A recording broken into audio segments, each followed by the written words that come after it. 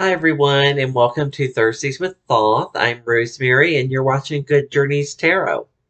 So, today we're going to be talking about some of the things that I've been learning and doing to learn the Thoth. And I'll start by just saying how far I am in my book. I still am getting there. I'm only up to chapter 5. So far, I have read just a little bit about Crowley himself, about his Book of the Law, and that type of thing. Um, Very brief little chapters. And now there is a chapter that I'm on called the Ion of Horus. Now, none of this is really speaking to me particularly. But it's nice to know where he was coming from before I get into all of the nitty gritty of things. Like one of the things I'm fascinated about is how he created this card back, which is there is a chapter on covered in detail. Much of what went into designing his card back are things that have gone into um, my own design of um, my tarot symbol, my perspective card back for my cards. So just slightly different. So this week, Shuffle Tarot posted her video about astrology. It was a basic introduction to astrology, which is something that it's important to understand when working with the Thoth. Um, I personally don't work with astrology a lot. I did 3 years ago. I purchased the Metaphysician's Day Planner from Annabelle Wynn, and so I did buy some books at that time to try to grasp a little bit about my birth chart and my sun chart. And I felt like learning at least about the um, planets, houses, and signs would help me understand a little bit more about some tarot decks. So I do have a couple of books that I have been using to learn a bit about that, mostly at an introductory level. And one of the things that I did when I started studying was I took my old RWS deck, which is the blue back, and I wrote the correspondences on all of the cards. So I went through this weekend and I compared this deck with the Thoth to see if I had the same symbols, because not everyone agrees about some of the planetary alignments for some of the major arcana. And now I kind of get an idea why. There are actually at least 3 cards in Crowley's deck where Crowley did not assign a planet or astrological sign. They are purely elemental.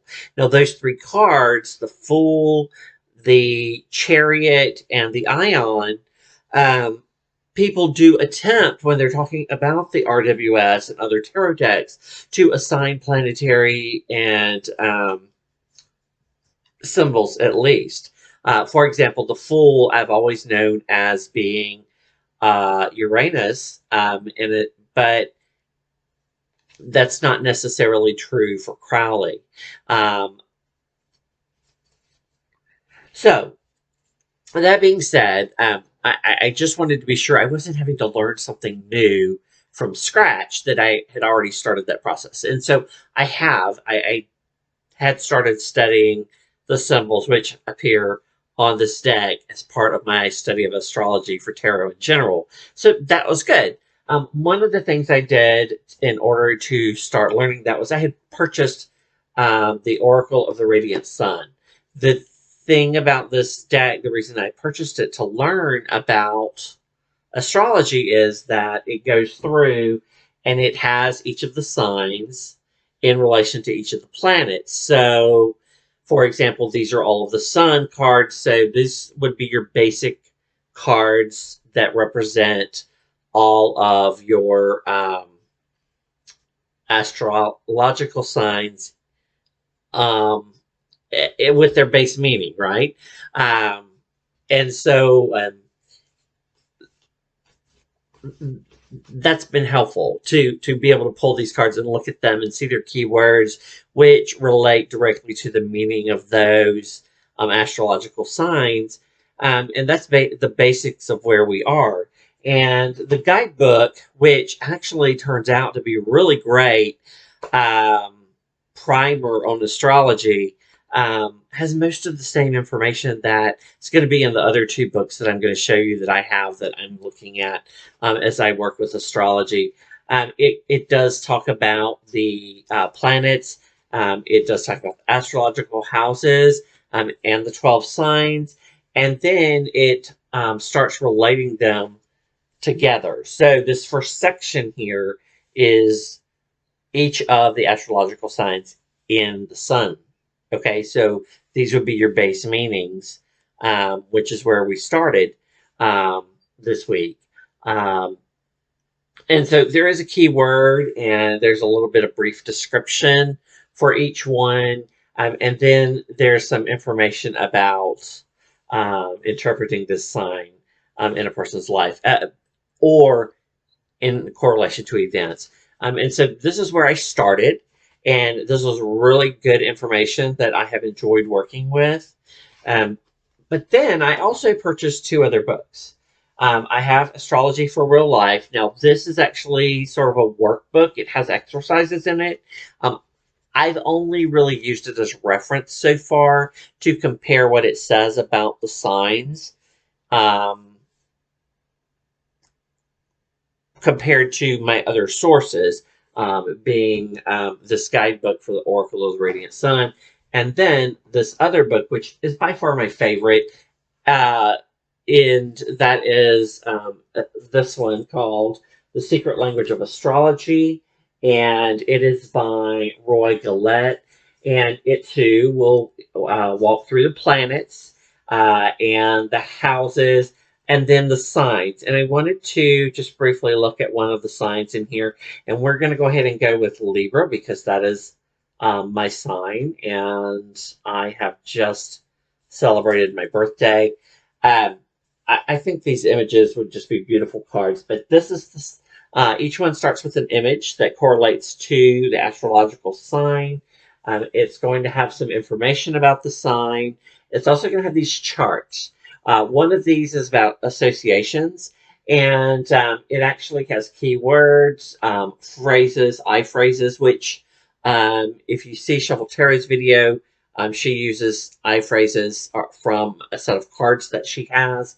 Um, and then it also has some information here about elemental association, its quality, whether it's cardinal or not its polarity, whether it's positive or negative in general, that type of thing, the benefit and non-beneficial elements of that sign. And then on the next page, it actually has a little bit about the history of the astrological sign appearing in different places and events in history. And then it will have a famous person that it will give you their birth chart who is in that sign. And so, and finally, the next two pages are going to be, what that sign is like in each of the planets. And so I've enjoyed using this book. I like that it's full color and it has these graphics that show me things at a glance and whatnot. And then it too also, after it goes through all of that, has a chapter on putting it all together and interpreting a birth chart, which is not really what we're looking for here. What we're really looking for is the basic information that's going to help us understand the astrological sign as it relates to the tarot. So those are the books that I'm working with right now. I have a couple of other books on my Amazon wish list, and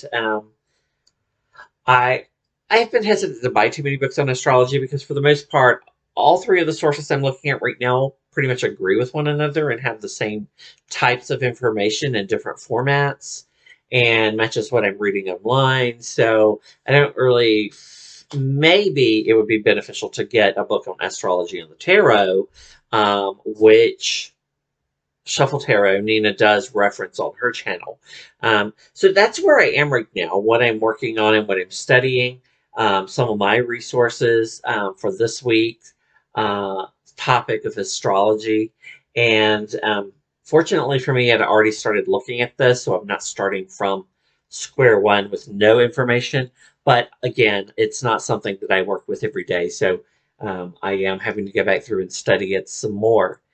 Um, I want to thank everybody for tuning in, and join me again next week where I tell you where I am and what I'm studying with the Thoth.